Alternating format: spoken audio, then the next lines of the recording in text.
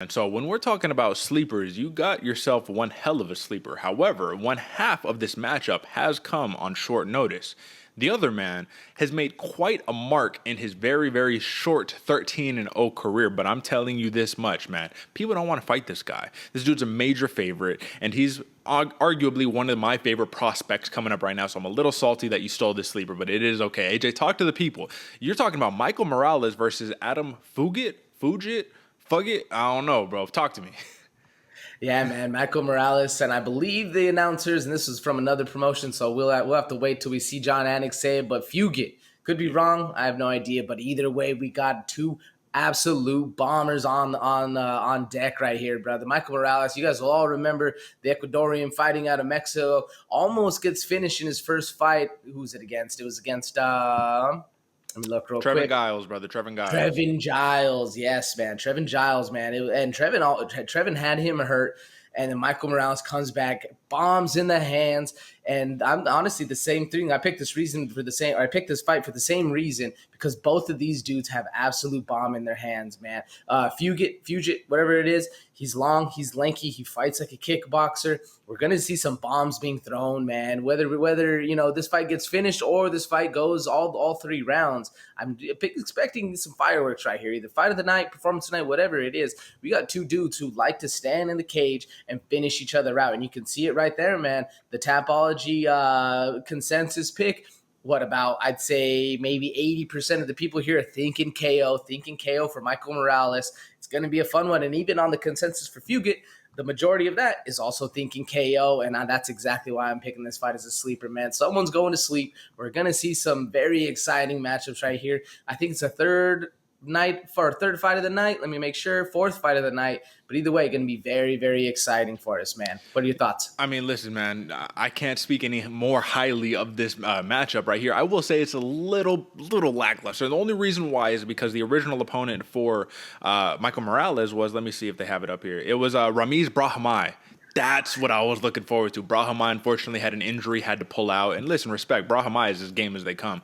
But then you get this dude coming in, former regional champion, or I guess regional champion coming in to make the UFC debut. Anybody's going to take that opportunity. The thing to take note is that Fugitt is like 10 years older than Michael Morales. So it's like, man, you got to think chip on the shoulder. I'm not going to let this young kid come in and spark me. I mean, but we'll see what happens. So that's going to be a banger of a sleeper right there. And I think I got another banger of a sleeper too. But I think I cheated a little bit, folks. I'm going to be honest with you. I cheated just a tad bit because I picked the actually, I mean, it's cheating, but not really. I didn't pick the featured prelim. That's Alex Morono versus Matt Semmelsberger, right? The Jedi, the Semi, there we go, whatever. But I picked the one right underneath that has a lot of name value. And if you know anything about either of these fighters, you know that this is going to be a banger alert. And I'm talking about Drew Dober versus Rafael Alves, man. If you know anything about Drew Dober, you know this man is tough as they come.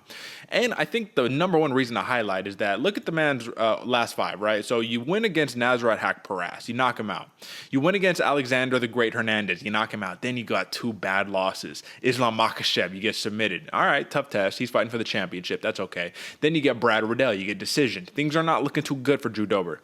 Then you fight a man who comes in on short notice, who I'm telling you, this is a dude right here who, let's just say, is the scariest lightweight probably on the planet right now, given the nature of the bombs in his hands and the wrestling abilities. And I'm talking about when he fought, there he is, Terrence McKinney. T-Rex is a problem. He is a man to be reckoned with right now, or maybe not to be reckoned with. But the point is, he got dropped like 2-3 times, man. He was on shaky legs. He was on stilts. He didn't know where he was going. He didn't know where he was in the fight. Next thing you know, he basically let T-Rex punch himself out on Drew Dober's chin and then came back and then finished him, man. Hit him with a clean knee, dropped him, and that was it. So when it comes down to fighting these really fast-paced starters like a Rafael Alves, well, Drew Dober literally just had that in his last fight, which is why I think that we're going to see a war of attrition in this matchup here.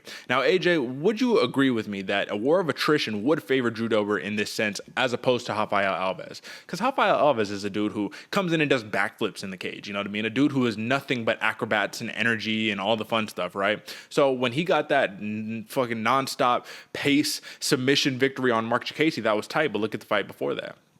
he fought Demir Ismagulov, and he tried to do the same thing, but got gassed out and then got beat up by the wrestler, the awesome dark horse Demir Ismagulov in the lightweight category right there. So, I mean, more or less, man, Drew Dober is a favorite. He deserves to be a favorite, but Rafael Alves can win this fight. What do you think, man? Do you think that Drew Dober should be a massive favorite? Do you think Alves has like a 50-50 chance? What are you thinking on this sleeper?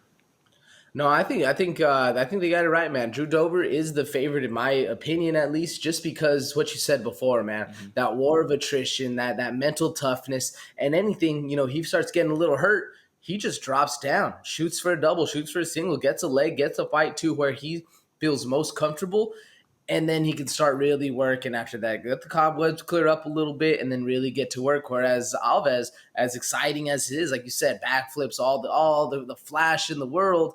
Woo, that gas pedal is just pumping, man, guzzling down some gas. And that's really where we kind of get into the mix of it all, if you will. Absolutely. So I cannot guarantee this. Nothing is guaranteed in life, right? But AJ, I do think it's safe to say with these two sleepers, if there isn't a finish in both fights, people are going to be massively disappointed. Like, these are two fun fights that you can catch for free on the prelims. You do not have to pay for them. So I mean, highly recommend. This is why we give sleepers. We highly recommend that you watch these fights. I mean, more or less that's where we can get out of that. So